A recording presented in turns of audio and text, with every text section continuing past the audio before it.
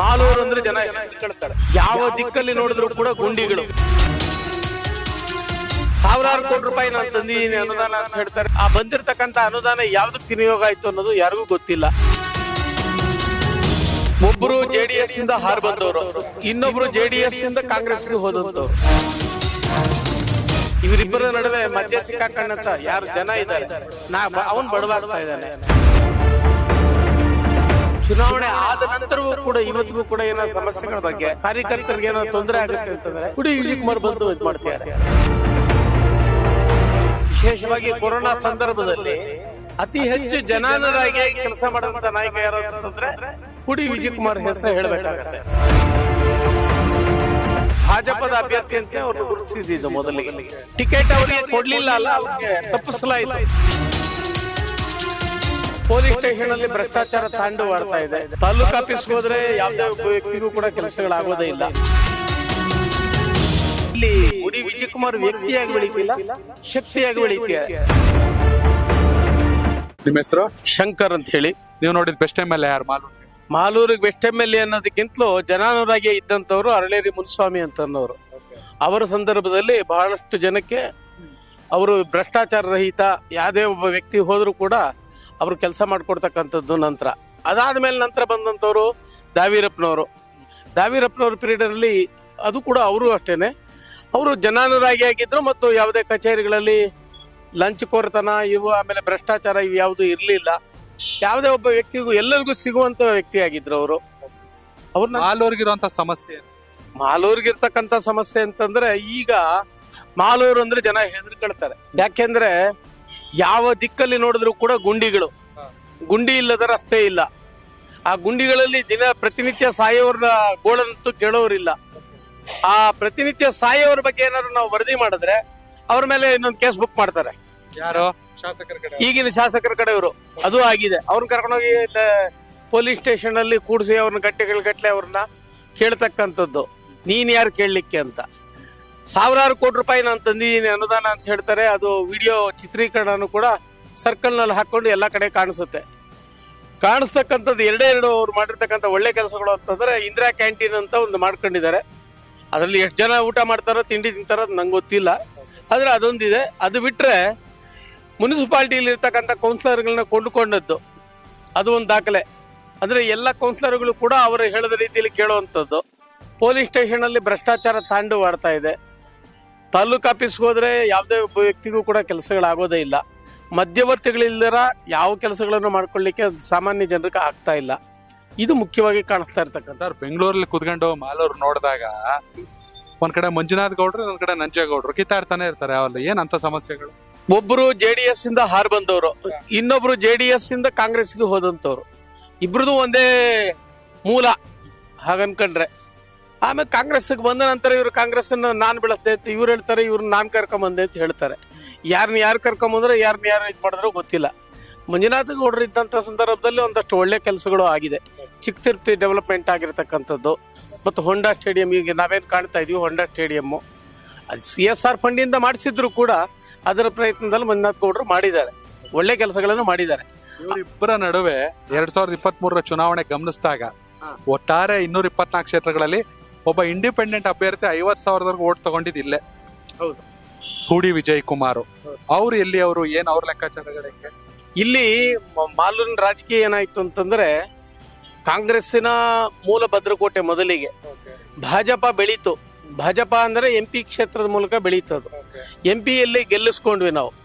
ಆ MP ಆದಂತವ್ರು ಏನ್ ಮಾಡಿದ್ರು, ಅವ್ರು ಬೆಳೆದ್ರು, ಒಳ್ಳೆ ಚೆನ್ನಾಗಿ ಕೆಲಸ ಮಾಡ್ತಾ ಇದ್ರು.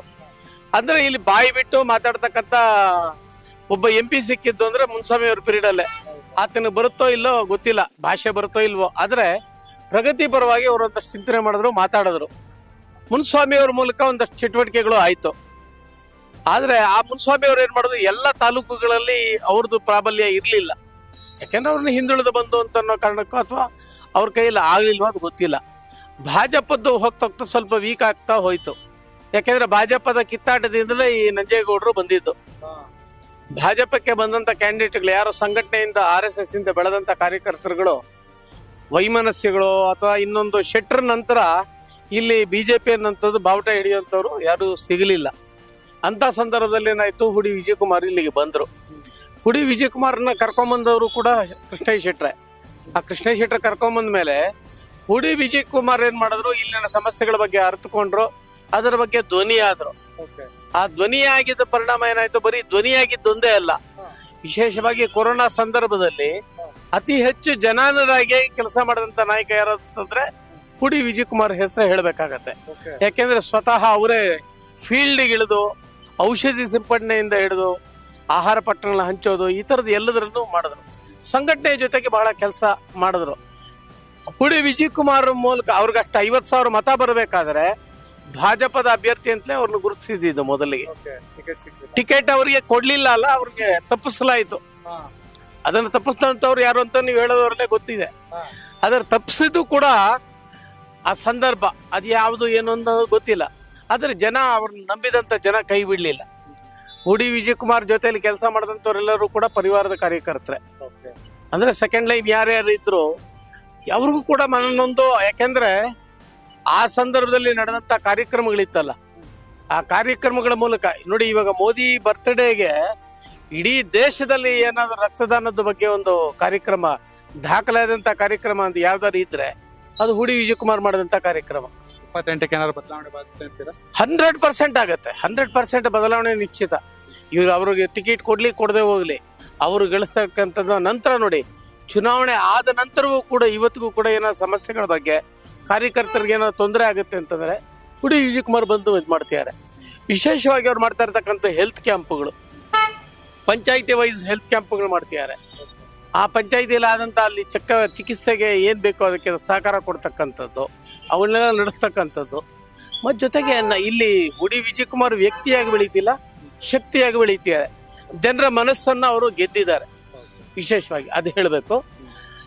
ಚುನಾವಣೆಯಲ್ಲಿ ಸೋತಿದ್ದೊಂದು ಭಾಗ ಬಿಟ್ರೆ ಉಳಿದಂತೆ ಜನಗಳ ಜೊತೆಯಲ್ಲಿ ಇರ್ತಕ್ಕಂಥದ್ದು ಅವರೀಗ ಸಮಸ್ಯೆಗಳಲ್ಲಿ ಮುಳುಗಿರ್ತಕ್ಕಂಥ ಮಾಲೂರಿಗೆ ಮುಂದೆ ಯಾರಪ್ಪ MLA ಅಂತ ಕೇಳಿದ್ರೆ ಅವರು.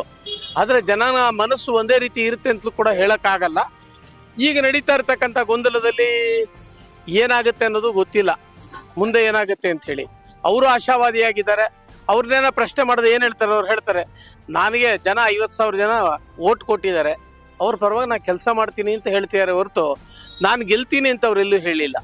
ಅಂದ್ರೆ ಅವರ ಆಶಾವಾದ ಯಾವುದು, ಜನಗಳಿಗೆ ನಾನೇನೋ ಒಂದಷ್ಟು ಸೇವೆ ಮಾಡಬೇಕು ಅನ್ನೋಂಥದ್ದು ಅವರ ಮುಖ್ಯವಾದ ಅಭಿಪ್ರಾಯ.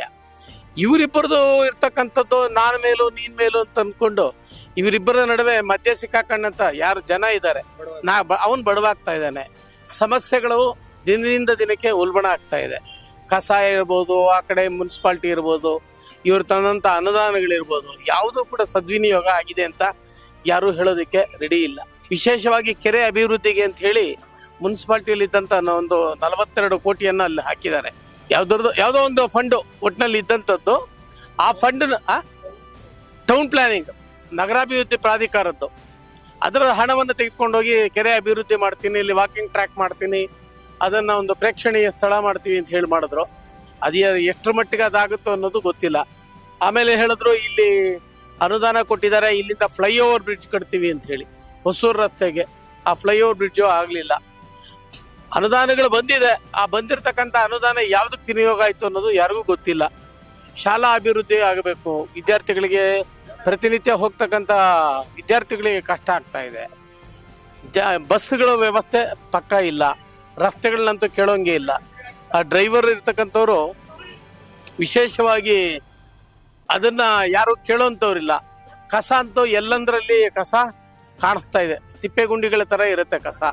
ಆ ಕಸನೇನಾದ್ರು ನೀವು ಫೋಟೋ ಹಿಡಿದು ಜಿಲ್ಲಾಧಿಕಾರಿಗಳಿಗೆ ಹಾಕಿದ್ರೆ ಒಂದು 15 ದಿನಕ್ಕೆ ನೀವು 4 ಬಾರಿ ಕಳಿಸಿದ್ರೆ ಅದು ಒಂದು ತಿಂಗಳಲ್ಲಿ ಅದು ಖಾಲಿ ಆಗುತ್ತೆ.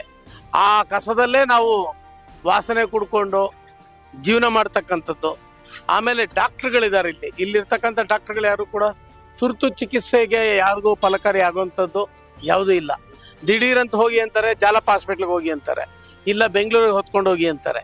ಹಾಗಾಗಿ ಜನ ಇವತ್ತೇನಾಗಿದ್ದಾರೆ ಅಂತಂದ್ರೆ ಹೈರಾಣ ಆಗಿದ್ದಾರೆ. ಜನ ಯಾಕಾದ್ರೂ ನಾವು ಇಲ್ಲಿ ಮಾಲೂರಲ್ಲಿ ಇದ್ದೀವೋ ಅಂತ ಅನ್ನೋದು. ಬೆಂಗಳೂರಿಗೆ ಹತ್ತಿರದಲ್ಲಿ ಇದ್ರೂ ಕೂಡ ಸಾಮಾನ್ಯ ಜನರಿಗೆ ನಾಗರಿಕ ಸವಲತ್ತುಗಳು ಸಿಗದಿರ ಈ ಒಂದು ವಿಶೇಷವಾದಂತ ಒಂದು ವಿದ್ಯಾರ್ಥಿಗಳಿದ್ದಾರೆ. ಪ್ರತಿನಿತ್ಯ ಟ್ರೈನ್ಗಳಲ್ಲಿ ಹೋಗ್ತಾರೆ, 4,000 ಜನಕ್ಕಿಂತಲೂ ಹೆಚ್ಚು ಒಂದು ಟ್ರೈನ್ ಬಂದು ನಿಂತ್ಕೊಂಡ್ರೆ 2,000 ಜನ ಇಳಿತಾರೆ ಹತ್ತಾರೆ. ಆದರೂ ಕೂಡ ಅವರು ಆ ಒದ್ದಾಟಗಳಲ್ಲೇ ಹಿಂಸೆ ಪಟ್ಕೊಂಡು ಅವ್ರು ಜೀವನ ಮಾಡ್ತಿದ್ದಾರೆ. ಅಂದ್ರೆ ಈ ಎಲ್ಲ ಕಷ್ಟಗಳಿಗೆ ಪರಿಹಾರ ಯಾವತ್ತು ಜನ ತೀರ್ಮಾನ ಮಾಡುವ ಜನ ತೀರ್ಮಾನ ಮಾಡ್ಬೇಕು ಸರ್. ಅವ್ರಿಗೆ ಕೊಡ್ತಕ್ಕಂಥ ತೀರ್ಮಾನದಲ್ಲಿ ನಿಜಕ್ಕೂ ಯಾರು ಗೆಲ್ತಾರೆ ಅನ್ನೋದನ್ನ ಅವರು ಎಷ್ಟು ದುಡ್ಡು ಖರ್ಚು ಮಾಡಿದ್ರು ಏನೋ ನಾನು ದುಡ್ಡು ಖರ್ಚು ಮಾಡಿ ಓಟ್ ಗೆಲ್ತೀನಿ ಅಂತಕ್ಕಂಥದ್ದು ಇನ್ನು ಕನಸಿನ ಮಾತು ಮಾಲೂರಿನಲ್ಲಿ ಅಂತಕ್ಕಂಥ. ಕನೆಕ್ಟ್ ಕರ್ನಾಟಕ ಇದು ನಿಮ್ಮ ನೆಟ್ವರ್ಕ್.